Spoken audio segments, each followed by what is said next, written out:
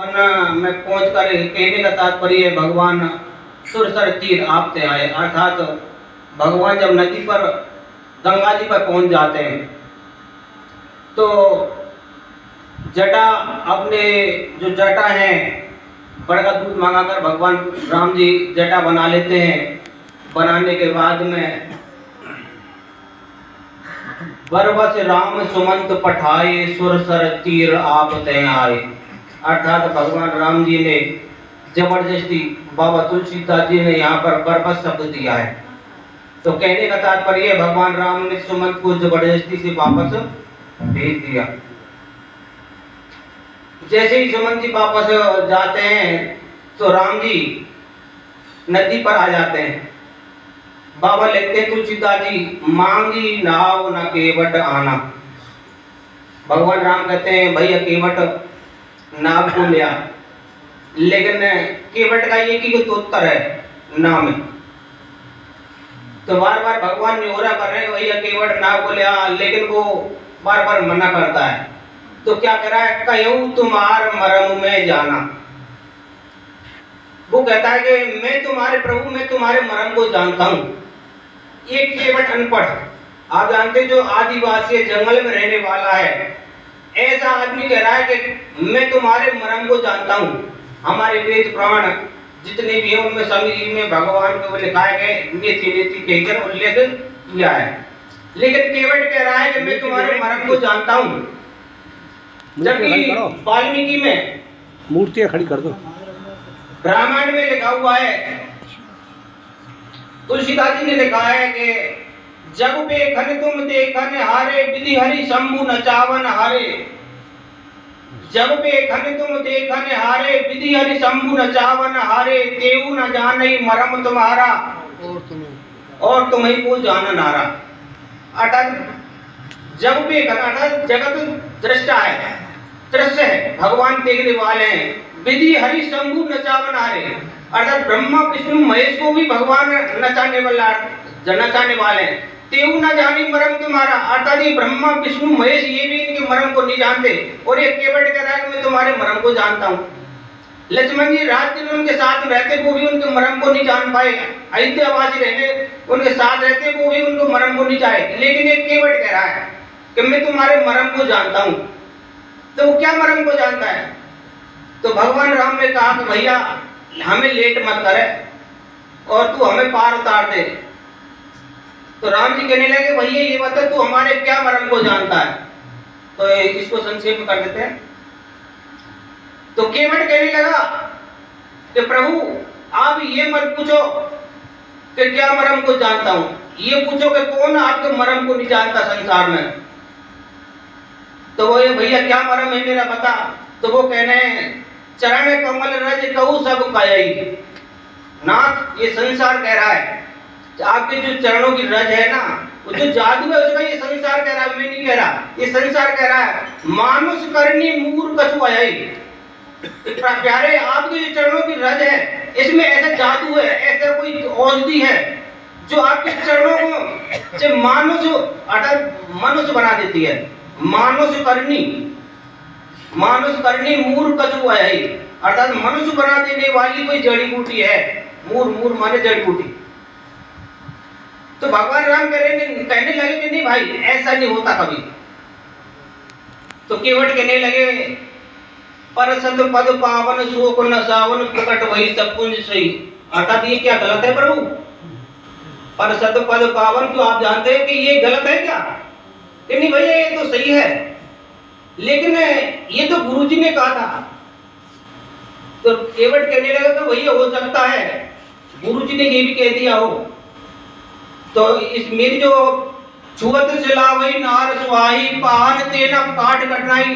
हे प्रभु पत्थर से तो लकड़ी बहुत मुलायम होती है, नरम होती है, जब पत्थर से नारी बन सकती है तो ये जो मेरी नाव है इससे तो नारी बनने में कोई टाइम ही नहीं लगेगा। तो ऐसे कह करके भगवान को रिझाने की कोशिश कर रहे हैं, क्योंकि भगवान जब नदी पर आए थे उस समय भगवान राम और लक्ष्मण और सीता तीनों की आंखों में आंसू थे। तो केवट चाहता था कि मैं भगवान को मेरे घाट पर आने पर इनको रिझा के इनको हंसा दूं। तो इस करके वो अटपटी बात करें बार बार। तो क्या होता है, लास्ट में भगवान कहते हैं कि भैया तू जो चाहे वो जैसे कर, लेकिन मुझे हमें पार उतार दे। तो भगवान के केवट कहते हैं कि जो प्रभु असे अवश्य पार जो चाहे,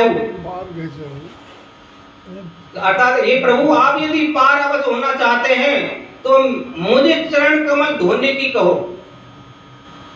केवट क्या कर रहा है कि प्रभु यदि आपको पार होना है तो मुझे चरण कमल धोने की कहो। कहने का तात्पर्य है कि गर्ज मेरी नहीं, गर्ज आपकी है, क्योंकि काम आपका है, गर्ज मेरी नहीं है। तो वो कहते हैं कि भैया केवट जैसे आपकी काम चले वैसे ही तू कर ले। तो कहने का तात्पर्य है, केवट कहता है पद कमल धोए चढ़ाए नाव न नाथ उतराई जाओ। पद कमल, तो भगवान राम को केवट थोड़ा लालच में फंसाता है कि आपके चरण कमलों को धोपा लो और मैं आपसे उतराई नहीं लूंगा। पद कमल धोए चढ़ाए नाव न नाथ उतराई चहूं, वो राम रावर आन दशरथ शपथ सब साची कहूं। ए प्यारे, मैं आपकी कसम खाता हूँ, तुम्हारे पिताजी दशरथ की कसम खाता हूँ, बिना पैर धोए आपको मैं उतारूंगा भी नहीं। तो इतना कहा कि दशरथ की कसम। तो आप जानते हैं कि लक्ष्मण जी तो क्रोध के बबूला थे, तो लक्ष्मण जी को गुस्सा आया और कहने बाण निकाल दिया उन्होंने मारने के लिए। तो केवट क्या कहता है कि वर तीर मारो लखन पे जब लग न पाए पखारूं। क्या लक्ष्मण भैया आप बार बार तीर निकालते हो, मुझे आपके तीर से कोई भय नहीं है, ठीक है ना, आप चाहे मुझे मार दें लेकिन मैं आपको बिना चरण धोए आपको उतारूंगा नहीं। तो वो कहने लगे कि भैया शायद समय का अभाव है, तो नहीं टाइम है, अभी टाइम है, साथ में नहीं अभी बोलो छोड़ो भैया। तो कहने का तात्पर्य है कि चरण कमल, वो कहने लगे कि आपके बिना पग धोए पार नहीं उतारूंगा, चाहे लक्ष्मण भैया मुझे तीर धनुष बाण से मार दें। और आप मुझे कितनी मारोगे, पहले भी आपने मुझे धनुष से मारा है, बाण से। तो भैया मैंने कब मारा कि आप कहते हैं कि आपके भाई के मर्म को जानता हूँ, भाई के ही नहीं मैं आपके मर्म को और ये माँ जो सीता खड़ी है ना इनके मर्म को भी जानता हूँ। कि भैया तू क्या मर्म को जानता है हमारे को, कि सुनो ये जो आपके बड़े भाई हैं ये तो नारायण है, और जो तुम हो ना तुम शेषनाग थे, और ये जो माता बेटी ये लक्ष्मी थी, और मैं जो स्वयं था मैं कछुआ था। जब मैं समुद्र में क्षीर सागर में प्रभु नारायण के चरणों को छूने के लिए मैं आता था तो शेषनाग जी फुसकार मार के मुझे दूर भगा देते थे। तो आगे से जैसे ही आता तो ये माँ लक्ष्मी है, ये मुझे भगा देती थी, मुझे नारायण के पैर नहीं छूने देती। तो क्या होता है, इन्होंने केवट ने अटक जो कछुआ है इन्होंने विचार किया कि चाहे मुझे प्राण त्यागने पड़े लेकिन मैं आपके पैर जरूर छूंगा। तो जैसे ही कछुआ जाता है आगे शेषनाग जी ने फुसकार मारी, और ऐसी फुसकार मारी कि पाताल में जाकर प्राणांत हो गया। तो केवट कह रहा है कि पहले आपके मारने से तो मुझे ये मानव देह मिली, और यदि अब आप मारोगे तो मुझे तो और जाने क्या मिलेगा। इसलिए लक्ष्मण भैया आप धनुष बाण निकालो और मुझे मारो, लेकिन मैं जानता हूँ आप मुझे मार नहीं सकते। लक्ष्मण जी कहने लगे कि क्यों नहीं मार सकते, इसलिए नहीं मार सकते कि आप यदि मारोगे मुझे तो संसार पूछेगा भाई केवट को किसने मारा। तो ये कहेंगे कि लक्ष्मण जी ने। क्यों मारा, कि लक्ष्मण जी के जो बड़े भाई थे राम जी उनके चरणों को धोना चाहता था, इसलिए लक्ष्मण ने मार दिया। तो मैं जानता हूँ कि आप अपने भाई के नाम को, यश को, कीर्ति को फैलाने वाले हो, आप यश की कीर्ति को अपयश करने वाले नहीं है। यदि आप मुझे मार दोगे तो आपका अपयश होगा, भाई का अपयश होगा, इसलिए आप मुझे मार नहीं सकते। तो आप मुझे मारिए और मैं तैयार हूँ। तो वो कहने लगे कि गंगा जी का तट हो, सामरा निकट हो, इतना तो करना स्वामी जब प्राण तन से निकले। तो इस तरह से वो कामना कर रहा है। तो कहने का तात्पर्य है तो प्रभु हंसने लगते हैं, सुन के बटके बेन प्रेम लपेटे अटपटे बिहसी करुणा एन चितई जान की लखनता। तो इस तरह से केवट के अटपटे वचनों को सुन करके केवट प्रभु श्री राम जी बार बार हंसते हैं। बस कथा को एक राम आप देख रहे हैं जय गुरुदेव चैनल नदवी। यदि आप पहली बार देख रहे हो तो इसको सब्सक्राइब अवश्य करें। श्री रमेश चंद जी केवल प्रसंग द्वारा अपना ये भक्ति रस बरसाया। धन्यवाद। जय गुरुदेव।